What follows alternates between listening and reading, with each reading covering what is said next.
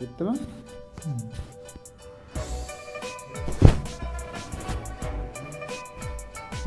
Assalomu alaykum. Mening ismim Boysun Sohibnazar Nuraliyevich, nevropatolog igloterapevt. Bugun sizlarga bo'yindagi osteoxondroz, protruzsiya girjalar haqida ma'lumot beramiz. Uni qanday tabiiy usulda davolash jarayonlarini ko'rsatib boramiz. Videoni boshlashdan oldin bitta like va podpisa tugmasini bosib qo'ying. Bu sizlar uchun arzimas narsa bo'lsa ham bizlarning keyingi videolarimizni chiqarishga motivatsiya bo'ladi.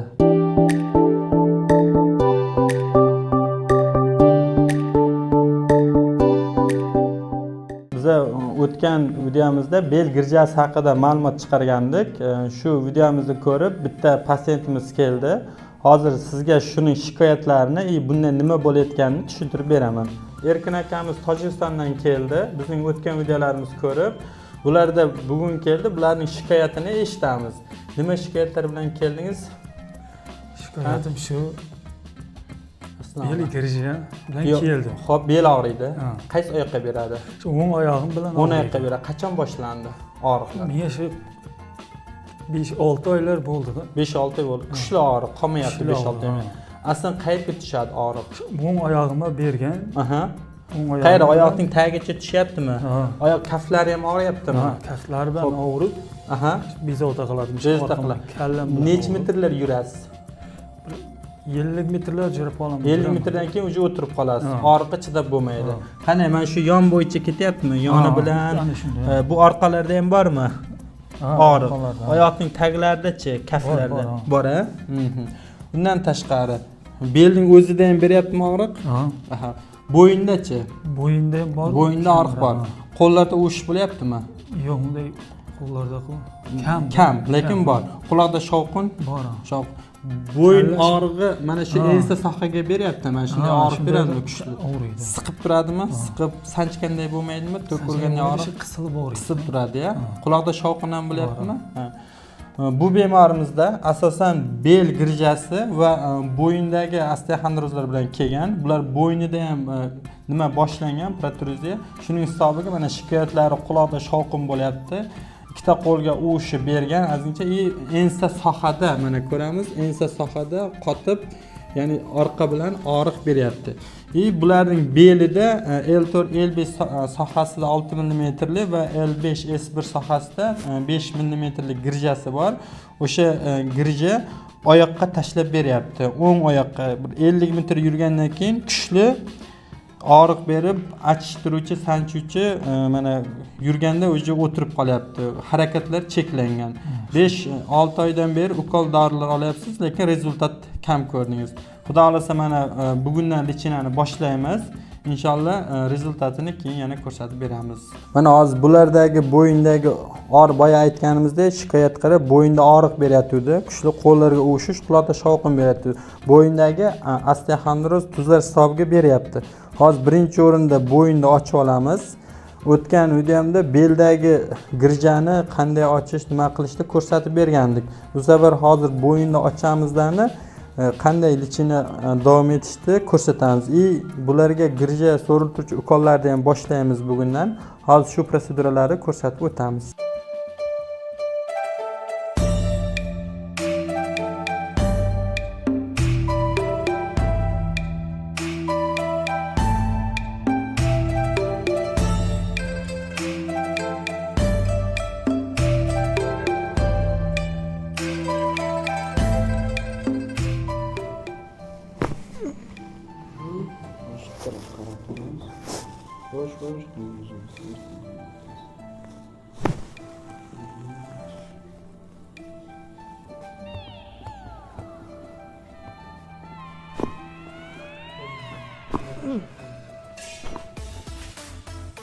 Bittimi?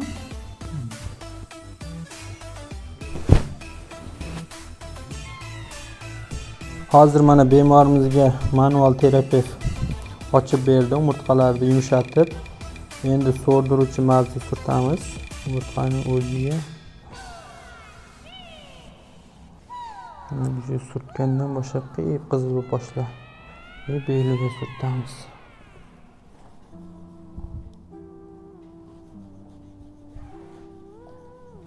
Bu 24 soat ichida so'riladi, so'rilib kirib borib shu umurtqalarni yumshatib tashlaydi orasidagi grijalarni.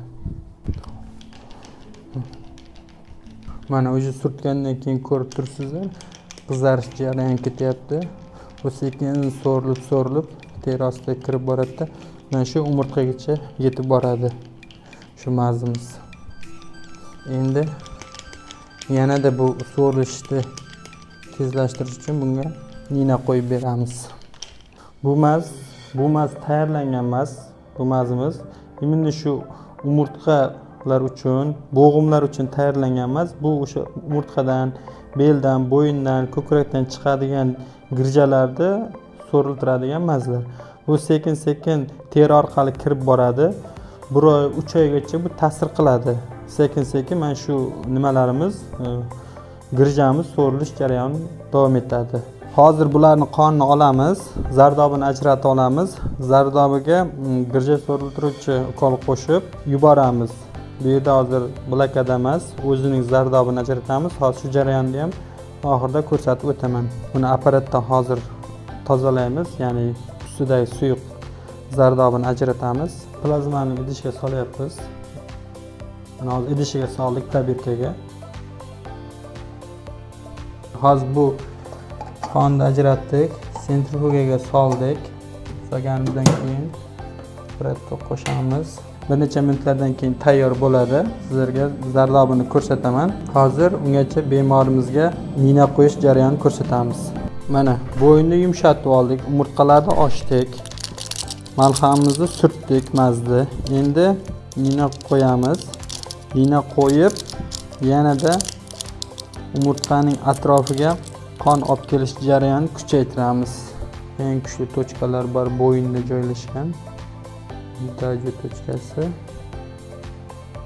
Keyingi tochkalar bular minada kuchli og'riq bermaydi. Teri butunligini buzayotganda ozgincha og'riq hissi bo'lishi mumkin. Mana beldagi girjaga ham qo'yilyapti mina. Endi sizlarga yo'nalish bo'ylab qo'yildi. Oyoqdagi ham qo'ydik. Eng kuchli tochkalar mana hozir qo'ydik. Bo'yindagi osteoxondrozlar uchun, beldagi girja va kuchli oyoqqa beruvchi og'riqlar uchun nina qo'ydik. Mana bularda tormozlaymiz. Kuchli og'riqlarni tormozlaymiz. Belga qo'yilgani bu yerda qon aylanishini yaxshilash va girja so'riltirish maqsadida. Mana ketdi. Keyin endi bankalarimiz qo'yamiz. Mana banka qo'yish jarayoni minaning effektini kuchaytirish maqsadida.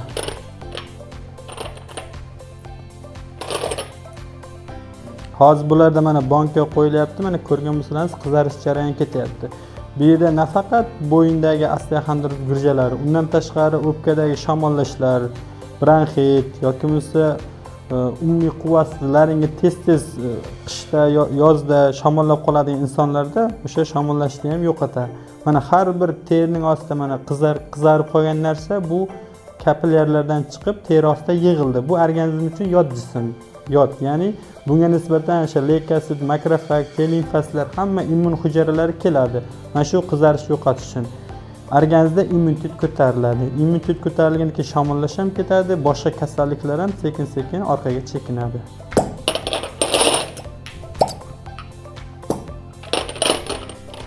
Mana hozir ninani ikki xil nimasi bor, qo'zg'atuvchi, tormozlovchi. Bizlar hozir tormozlovchi qilyapmiz. Chunki qo'zg'atuvchi falajlar, oyoqlar ishlamaydigan, qo'l ishlamaydi, yuzi falaj bo'lib qolganda qo'zg'atishimiz kerak nervlar. Bularda hozir tormozlaymiz, chunki og'riqlar kuchayib ketgan.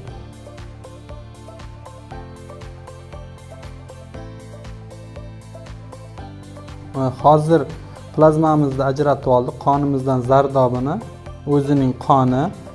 Mana shu qonni hozir yuboramiz. Hozir bu plazmaga girjani so'riltiruvchi dori qo'shamiz. Bu blokada emas. Bu shu girjani so'riltiradi. Odamlar o'ylashi mumkin blokada deb. Blokada emas, blokadada masalan garmon yoki bo'lmasa og'riq qoldiruvchi dorilar qo'shiladi. Bizda bunaqa emas, bu og'riqni qoldirmaydi. Bu girjani so'riltiradi. Plazmaga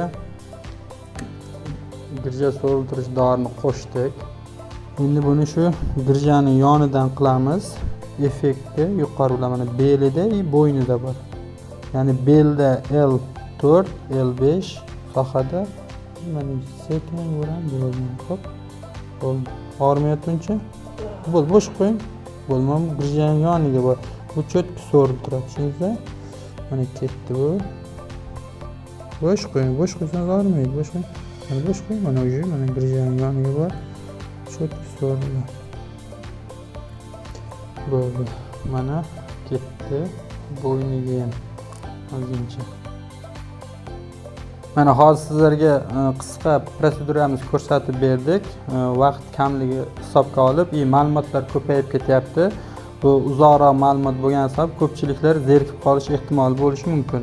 Bularda hozir qilgan jarayonimiz hammasi tabiiy jarayon. Mana ko'rdingiz, bo'yni yumshatdik, o'sha girja so'riltiruvchi malhamni surtdik, mana nina qo'ydik, banka qo'ydik va o'zidan qon olib, ajratib unga girja so'riltiruvchi dori qo'shib, uni yubordik. Bu yerda hozir qilgan proseduramiz blokada emas. Mana oxirida ko'rsatdik, plazma qildik. Bu blokada emas. Bu chista o'zining qoni va unga qo'shilgan mana shu girja so'riltiruvchi dori. Bular hammasi tabiiy jarayon. Inshaalloh 10 kundan keyin rezultatini ko'ramiz. Bu 1 kunlik prosedura. Bitta qisqasini ko'rsatib o'tdik. Bundan tashqari kuniga har kuni qo'shilib boriladi. Lichina jarayonimiz, taktikalarimiz o'zgarib boriladi. 10 kun jarayonida inshaalloh mana shu bemorimizni sog'aytirib beramiz, xudo xolasa. Endi hozir bular chiqib joyiga yotadilar. Malham, dorilarni ichaveradi, surtadigan mazlarimizni yotgan joyda surtadi. Kerakli tavsiyalarni aytdik, tushuntirdik va kunlik lichinani kelib olishda davom etadi. Videoni oxirigacha ko'rganingiz uchun rahmat. Videomizga like bosmagan bo'lsangiz, bitta like va podpisa tugmasini bosib qo'ying. Bu sizlar uchun arzimas narsa bo'lsa ham bizlarga keyingi videolar chiqarishga motivatsiya bo'ladi. Agar sizda shu bo'yin girjalari, bel girjasi, umuman girja bilan murojaat qilmoqchi bo'lsangiz, quyidagi ijtimoiy tarmoqlar orqali yoki telefon nomeri orqali murojaat qilsangiz, sizlarga albatta javob beramiz. Sizlar bilan doktor Boysun Sohniddin Nuraliyevich, nevropatolog, iloterapeut. Keyingi videolarda ko'rishguncha salomat bo'ling.